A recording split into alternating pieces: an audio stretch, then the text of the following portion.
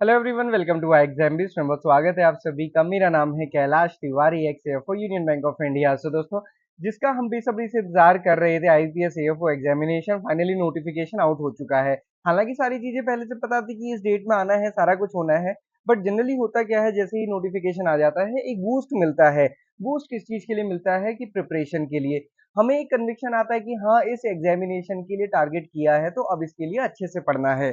हमने कल बहुत सारी बातें की नोटिफिकेशन से रिलेटेड, वैकेंसी से रिलेटेड, बट अब जब आप इस वीडियो में आए हैं तो मैं मान के चल रहा हूं कि आप अपना 100% एफर्ट प्रिपरेशन में लगाएंगे और बहुत अच्छे से प्रिपरेशन करेंगे। और मैं सिर्फ एएफओ की बात नहीं करूंगा, बल्कि ये सारे ही आईबीपीएस एग्जामिनेशन के लिए हो गया। मतलब आप सभी स्टूडेंट्स के लिए, आप सभी एग्रीकल्चर स्टूडेंट्स के लिए एएफओ ही नहीं बल्कि आईबीपीएस पीओ भी एक अच्छा ऑप्शन होगा। हमेशा ध्यान रखिए, लाइफ में जो हो गया ना वो कभी भी चेंज नहीं हो सकता है, और लाइफ में क्या होने वाला है उससे उससे सोचने से अच्छा है कि आप क्या कर सकते हैं बेटर, कि सारी चीजें ठीक हो, इस पे ध्यान देना है। तो दोस्तों, हमेशा ये चीज ध्यान रखनी है। सो 3 महीने बचे हुए हैं, हम इन्हीं को बहुत अच्छा कर सकते हैं अगर हम आज अपना प्रेजेंट अच्छा करेंगे तो। सो दोस्तों, बड़ी बड़ी बातें करने से बेटर है हम सिंपल ये बात करें, हम ये देखें कि आज हमें क्या करना है। जिस दिन हम उठे हैं हमें ये देखना है कि आज का डे हमें कैसे यूटिलाइज करना है। हमें ये देखना है कि आज मैंने क्वांट्स के लिए क्या किया, रीजनिंग के लिए क्या किया, इंग्लिश के लिए क्या किया, एग्रीकल्चर के लिए क्या किया। मेरी स्ट्रेटजी हो सकती है कि मैं एक दिन में सिर्फ 2 सब्जेक्ट पढ़ूंगा, क्वांट्स और एग्रीकल्चर, अगले दिन रीजनिंग एग्रीकल्चर, तीसरे दिन इंग्लिश एग्रीकल्चर। कुछ भी स्ट्रेटजी हो सकती है, बट आपको ये देखना है कि आपने आईबीपीएस एएफओ के लिए आज क्या किया है। इसलिए डे वाइज प्लान बहुत इंपॉर्टेंट होता है और रिक्वायर्ड होता है। सो सभी स्टूडेंट्स के लिए, क्योंकि आप सभी को पता है नो डाउट कंपटीशन बहुत ज्यादा है, और नो डाउट कंपटीशन प्रीलिम्स में ही ज्यादा है, क्योंकि मैक्सिमम बच्चे प्रीलिम से बाहर होंगे। इसलिए हर एक स्टेप और हर एक दिन हमारे लिए इंपॉर्टेंट है। वैकेंसीज कितनी है, वैकेंसीज कितनी इंक्रीज होंगी, वैकेंसीज क्या होंगी क्या नहीं, ये नहीं पता। अब तो यही पता है कि सिर्फ और सिर्फ एक वैकेंसी की दरकार है, तो उसके लिए बहुत अच्छे से प्रिपेयर करना है। बाकी सारी चीजें क्या ऑप्शंस होने चाहिए मैं पहले बता चुका हूं, तो दूसरी वीक इसमें फिर से हम रिपीट नहीं करेंगे। अभी हम ये मान के चल रहे हैं कि आप 100% अच्छे से अपना एग्जाम की प्रिपरेशन कर रहे हैं, क्योंकि 9 नवंबर को एग्जामिनेशन है, 3 महीने बचे हुए हैं। 14 दिसंबर को मेंस का एग्जामिनेशन है, 4 महीने बचे हुए हैं, ये ध्यान रखना है। प्रीलिम्स का एग्जामिनेशन पैटर्न आप सभी को पता है, क्वांट्स, रीजनिंग एंड इंग्लिश, और वो भी 40-40 मिनट्स का सेक्शनल टाइमिंग, और उसके साथ साथ नंबर ऑफ क्वेश्चन तो तीनों में 50 है, बट इंग्लिश में थोड़ा सा वेटेज कम है, ये ध्यान रखना है। अब दोस्तों, कैसे स्टार्ट करना है, हमेशा ये ध्यान रखिए। सबसे पहले तो प्रीवियस ईयर पेपर एनालिसिस, तो मैं क्वांट्स का भी बताऊंगा, रीजनिंग का भी बताऊंगा, इंग्लिश का भी और एग्रीकल्चर का भी। हालांकि मैं ज्यादा फोकस एग्रीकल्चर करूंगा, क्योंकि आज शाम को अश्विनी सर आपको क्वांट्स, रीजनिंग, इंग्लिश प्रीलिम्स के लिए बहुत डिटेल में चीजें समझाने वाले हैं। दूसरी चीज क्या होती है, सिलेबस, क्योंकि आप प्रीवियस ईयर पेपर के बेसिस पे जो सिलेबस देखते हैं उसके अकॉर्डिंग प्रिपेयर करना। सिलेबस मतलब है क्या सब्जेक्ट पढ़ने क्या नहीं पढ़ने हैं। देन प्रिपरेशन करनी है, और सबसे इंपॉर्टेंट है रिवीजन। रिवीजन आप तभी करेंगे जब आप अपने नोट्स बनाएंगे। आप जिस बुक से पढ़ रहे हैं उसी से रिवाइज करेंगे, बहुत मुश्किल है, तो नोट्स बनाना बहुत इंपॉर्टेंट है। तो इसलिए मैंने आपसे कहा कि डेली आपको देखना है। हमने आपके लिए डेली स्टडी प्लान बनाया है। स्टडी प्लान आपको ये पीडीएफ में आपको डाउनलोड करने के लिए दे दूंगा, आप डाउनलोड कर लीजिएगा। इसमें मैंने वीक वाइज भी दिया है। कई बच्चे कहते हैं सर रोज रोज क्या देखना है, वीक में देखेंगे।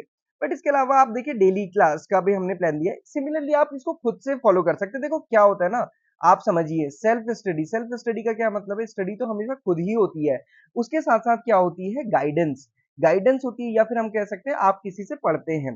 दोनों चीज होती है, गाइडेंस होती है, सबसे इंपॉर्टेंट गाइडेंस ही होती है, और उसके बाद आप सेल्फ स्टडी करते हैं। बट आपको डेली का टारगेट अपने पास रखना है। जैसे मान लीजिए ये स्टडी प्लान आपने डाउनलोड किया, आप ये मान लीजिए 12th को आपको परसेंटेज करनी है, जैसे आपने कवर कर लिया, इसको क्रॉस कर दीजिए। सिलॉग्स करना है, इसको कवर कर लीजिए, इसको क्रॉस कर दीजिए कि हाँ मैंने ये कर लिया। ग्रामर के rules okay, previous year paper questions okay. Similarly आपने इस टाइप से इसको क्रॉस करते हुए चलना है, तो क्या होगा, आपको पता चलेगा जैसे जैसे दिन बढ़ते जा रहे हैं आप कुछ ना कुछ करते जा रहे हैं। एक काम हर कोई बच्चा करता है कि कैलेंडर में देख रोज क्रॉस बनाते हैं ना, कितने दिन बचे हुए हैं। सिमिलरली ये करेंगे ना तो ज्यादा बेनिफिट होगा। सो इसलिए आप देख सकते हो ये हमारा लाइव क्लास का शेड्यूल है, और लाइव क्लास का शेड्यूल हमारा वही है जो एक्चुअल में आपका भी अपना होना चाहिए। मतलब डेली आपको क्या टारगेट करना है, परसेंटेज पढ़ना है, तो मतलब परसेंटेज ऐसे पढ़ना है कि उसका फिर ऐसा ना हो कि ये क्वेश्चन नहीं हो रहा वो क्वेश्चन नहीं हो रहा। 100% क्रिस्टल क्लियर अप्रोच के साथ करना है। ओके। सिमिलरली एग्रीकल्चर है, आप देखिए हमारा फोकस किस पे, स्टार्टिंग में आप कौन सा सब्जेक्ट पढ़ेंगे, agronomy, no no no no no, soil science no. पढ़ना क्या है, डिफिकल्ट सब्जेक्ट, क्योंकि जैसे जैसे एग्जाम पास आएगा ना तो डिफिकल्ट सब्जेक्ट समझने की वो हम जो कहते हैं कि पावर होती है ना वो कम हो जाती है, तो अभी जो पावर है उसको यूज करना है। ओके, तो ये चीज हमेशा ध्यान रखना है। हम स्टार्ट किससे कर रहे हैं, प्लांट फिजियोलॉजी से, जेनेटिक्स से, तो इन्हीं सब्जेक्ट को लेके चलना है। और जब सीड्स कम है, जब आपको पता है कंपटीशन है, तो आपको कोई भी चीज छोड़नी नहीं है, कंसेप्ट पे वर्क करना है, सारी चीजें पढ़ते चलना है। ओके, हमारे पास कोर्स है, सेल्फ स्टडी करेंगे, बहुत अच्छी चीज है। देखो कोर्स लेके भी आपको पता है कि करनी तो सेल्फ स्टडी ही है, पढ़ना तो आपको खुद ही पड़ेगा। आईबीपीएस एसओ प्रीलिम्स भी आप ले सकते हैं, कंप्लीट कोर्स आप ले सकते हैं, मेंस का कोर्स आप ले सकते हैं। और कई सारे स्टूडेंट का भी मैसेज आता है कि सर कुछ इशू आ रहा है। देखो जिसका कुछ भी इशू है ना, आप हमें hello@iexambi.com पे अपना मेल कर दीजिए। अगर आपको रजिस्टर करने के बाद, कई से स्टूडेंट ने कहा कि सर हमने मेंस का कोर्स लिया है, कई ने कहा कि प्रीलिम्स कंप्रिहेंसिव कोर्स लिया है और वो आपकी वेबसाइट पे शो नहीं कर रहा है, आपके ऐप में शो नहीं कर रहा है, तो आप इस पे हमको मेल कर सकते हैं और अपना जो भी रजिस्टर्ड नंबर हमारे पास आ जाएगा, तो फिर हम आपको उसको क्लियरली आपको समझा देंगे। Okay, so previous year paper से स्टार्ट करना है, ये हमेशा ध्यान रखना है। अब हम आते हैं कि पढ़ना क्या एक्चुअल में। देखो इसे क्वांट्स रीजनिंग इंग्लिश, क्योंकि आपको डिटेल में आज शाम को अश्विनी सर बताएंगे, तो मैं इसको भी बहुत डिटेल में नहीं ले रहा। बट देखो हमेशा क्या होता है एनालिसिस में, ये 2021 से मैं आपको ऐसे ही एनालिसिस करते हुए बता रहा हूँ, है ना। तब उस समय बच्चे कहते थे कि सर इससे क्या समझ आता है। आज मुझे बहुत अच्छा लगता है कि सारे लोग ऐसे ही एनालिसिस करते हैं और अच्छा तरीका है। देखो जो अच्छी चीजें सबको फॉलो करनी चाहिए, तो सारे ही लोग ऐसे बताने लगे, अच्छी चीज है, क्योंकि स्टूडेंट्स का अल्टीमेटली बेनिफिट होगा। सिंप्लीफिकेशन अप्रोक्सीमेशन से 2022 में कोई क्वेश्चन नहीं आया था, डिफिकल्ट पेपर था, यहाँ पे क्वेश्चन आया था। नंबर सीरीज के क्वेश्चन थे, डीआई के क्वेश्चन थे, बार ग्राफ डीआई थी, पाई चार्ट थी, अर्थमेटिक के देखो 12 to 15 की ना गेम चेंजर हो जाते हैं फिर। सिमिलरली डेटा सफिशिएंसी और क्वांटिटी कंपैरिजन। अब देखो आप नंबर सीरीज या फिर डीआई की बात करेंगे तो मैक्सिमम स्टूडेंट कर लेंगे, तो इससे डिफरेंस क्रिएट नहीं होगा। डिफरेंस किनसे क्रिएट होगा, इनसे क्रिएट होगा। तो ये समझना है। और जब आप ये चीज करेंगे ना, तो सिर्फ एएफओ नहीं बल्कि पीओ भी आपका क्लियर होगा। सिमिलरली आप देखिए रीजनिंग में मैक्सिमम पार्ट किससे है, पजल से, सीटिंग अरेंजमेंट, सर्कुलर बेस्ड और floor based puzzle. Ashwini sir reasoning के स्पेशलिस्ट है, वो आपको बहुत डिटेल में बताएंगे, है ना। बट क्या चीज हमें समझ आती है कि भाई ये तो आप करेंगे, बट इसमें भी क्या होता है, देखो पेयर फॉर्मेशन, लॉजिकल रीजनिंग के कितने कम कम क्वेश्चन है, सिलॉग्स कभी आ रही है कभी नहीं आ रही है, और इजी डिफिकल्ट कैसी भी हो सकती है। तो उसके साथ साथ पजल करना भी जरूरी है। देखो अगर आप नाबार्ड की प्रिपरेशन करते, मैं कहता हूँ छोड़ दो, बट एफओ की प्रिपरेशन कर रहे हो, मैं नहीं कह पाऊंगा छोड़ दो, क्योंकि मैक्सिमम टाइम पेपर इसी से आ रहा है। आप देखो 20 से अबव क्वेश्चन तो इसी से है, और भी आगे ये बढ़ सकता है, इसलिए इसको फोकस करते चलना है। सिमिलरली इंग्लिश में अगर आप देखो, इंग्लिश तो मुझे लगता है कि हर हर किसी को ये आइडेंटिफाई करना है कि कौन से ऐसे टॉपिक्स हैं जिसमें आप बहुत अच्छा कर सकते हैं। 2 आरसी आती हैं, उसके साथ फिलर्स आते हैं, डिटेक्शन है, पैराजम्बल से match of the column.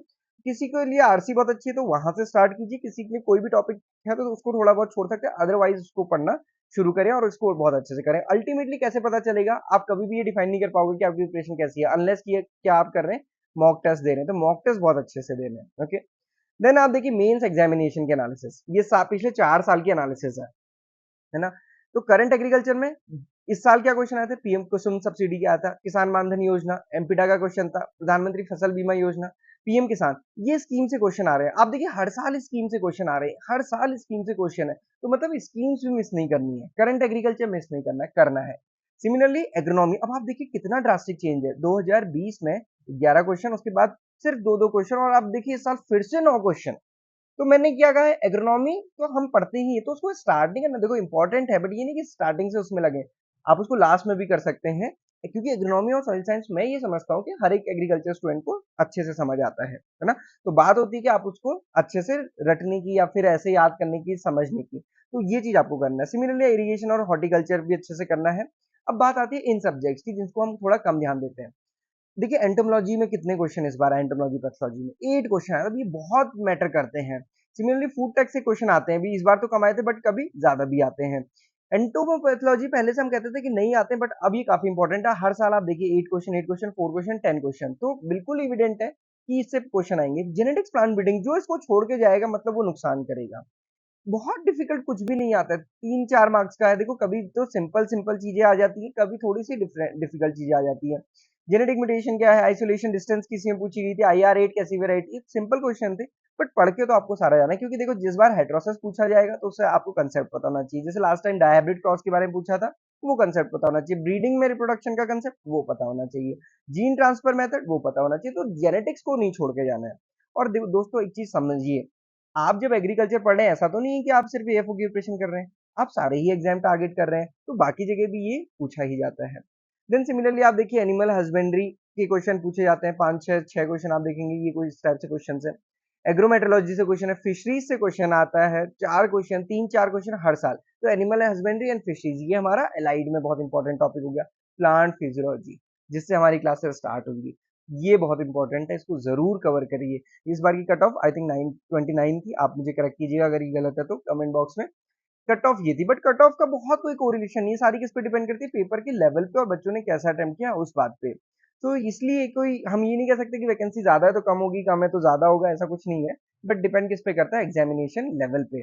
Okay so ये थी एग्जाम की एनालिसिस, इसके बेसिस पे आपको अपनी प्रिपरेशन करनी है, आज ही शुरू करिए। और हमेशा ध्यान रखिए, कम कट ऑफ जाने का मतलब पेपर इजी नहीं होता है, कम कट ऑफ जाने का मतलब ही होता है कि पेपर बहुत डिफिकल्ट था।